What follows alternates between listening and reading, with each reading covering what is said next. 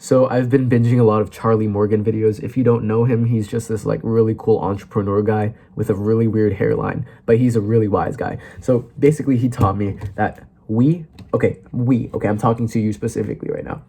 We do not rise to the level of our goals and dreams. You set a goal for yourself, you have a dream, you have an ambition. Okay, we do not rise to that. We fall to the level of our standards, what you're willing to accept. Let me give you an example. Before you click off, let me just explain. This might change your life. Hopefully, you brush your teeth twice a day. Hopefully, you shower every day, right? Why do you do that? Does it take discipline? Do you love it? Is it your passion? Is it a goal for you to shower every day, to brush your teeth twice a day? Probably not. But you do it anyway. Why? Because it's a standard. It's a hygiene standard that you've set for yourself that has probably become a habit, right? It's like if you don't brush your teeth at all for a week, you can't help but to lose respect for yourself. You can't help but to be less confident. You can't help but to like, what the heck am I doing? It's concern, yada, yada, right? And what I'm basically saying is that your goals, the level of your goals, you basically have to make that a standard as well. That not having this, not achieving this is in the same way disgusting as not brushing your teeth or not showering for a week. That's easier said than done. But that really points out, like it really highlights, get it? It really highlights the importance of why you're doing what you're doing, because if you have no clue, if you have like, it's just a faint, broad, general, ambiguous idea of why you're working so hard, of what you're becoming, of where you're going in life, it's about time you start journaling and making that clear. Because when you don't have this clarity, you don't have this clarity on your sense of purpose, you don't have this sharp like knife that's going to cut through these tasks, that's going to cut through these goals. Like, how to explain this? When your goal becomes a standard, you need to know exactly why it has to become a standard. Otherwise, it's just a want, it's just a dream. And you and me both know we don't achieve our dreams. We fall to our standards. The guy who needs to make it to supply for his family, to support himself and his family. The guy who needs to get that promotion, the guy who needs to get that good grades, the guy who needs whatever, right?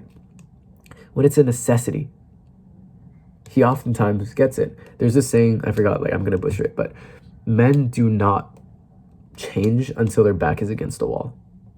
So put yourself against the wall by making it a standard. Sometimes you need to burn the boats, right? I'll tell you the story. You probably know it though.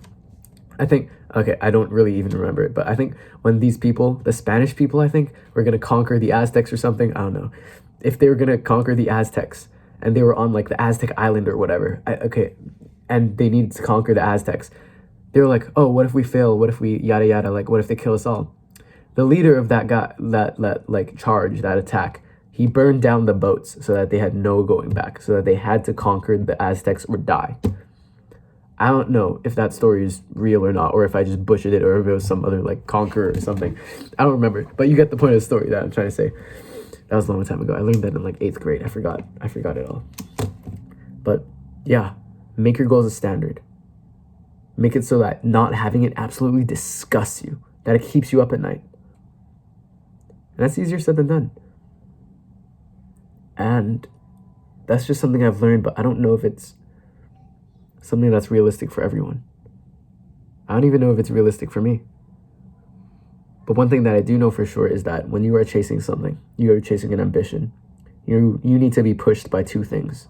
If you don't have these two things working in conjunction, chances are you'll probably fail.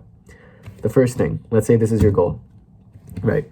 Let's say this is your goal, and this is where you currently are. You're chasing this goal, making progress toward your goal. But then while you're chasing this goal, it's not just the hope of this that's like, think of this as a magnet. It's bringing you toward it. This is your positive emotions, right? It's the hope that you achieve this. It's, oh my gosh, it's going to be so amazing when I finally get this goal. I'm just going to be so happy. Everything's going to work out. Whatever your goal is. So you're being magnetized by it. But that's not strong enough, because you also have to be pushed by something else. You got to be pushed by this, a negative emotion of, what if I don't achieve it? What happens? I'm not going to be able to provide for my family. I'm not going to be this or that. My dreams will be crushed. Yada, yada. You have to be pushed by positive and negative emotions, almost like you're being pushed and also pulled at the same time. That's going to get you to the goal. That's going to close the gap between you and your goal, right?